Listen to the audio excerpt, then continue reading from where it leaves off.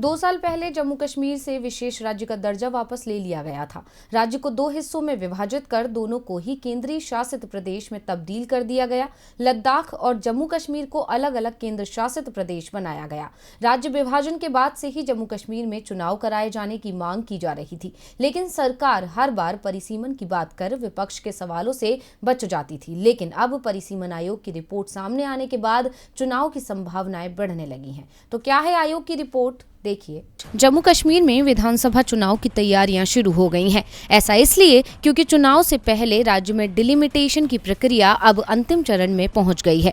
राज्य में परिसीमन आयोग ने तमाम प्रक्रियाओं के बाद अंतिम प्रस्ताव तैयार किया है। प्रस्ताव के तहत जम्मू डिवीजन में 6 सीटों को बढ़ाने की बात कही गई है। इसके अलावा आयोग ने कश्मीर में भी 1 सीट की बढ़ोतरी का प्रस्ताव रखा है। दिल्ली में हुई परिसीमन आयोग की बैठक में नेशनल कॉन्फ्रेंस के नेता फारूक अब्दुल्ला, बीजेपी की केंद्र सरकार के मंत्री जितेंद्र सिंह समेत तमाम लोग शामिल हुए हैं। परिसीमन आयोग की ओर से बैठक के बाद बने प्रस्ताव में राज्य की 7 सीटों को बढ़ाने का प्रस्ताव रखा गया है।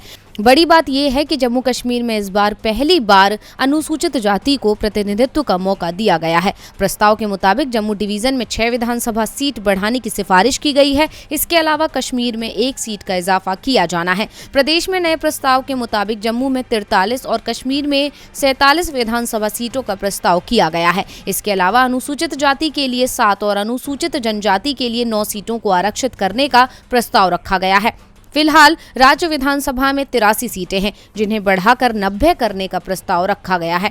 इस बैठक में पाकिस्तान अधिकृत कश्मीर की 24 सीटों को आरक्षित रखा गया है। इन 24 सीटों को पहले भी आरक्षित रखा जाता रहा है। परिसीमन आयोग ने प्रस्ताव पर 31 दिसंबर 2021 तक आपत्तियां मांगी हैं। माना जा रहा है कि इसके बाद असेंबली सीट्स का फाइनल ड्राफ्ट जारी कर दिया जाएगा।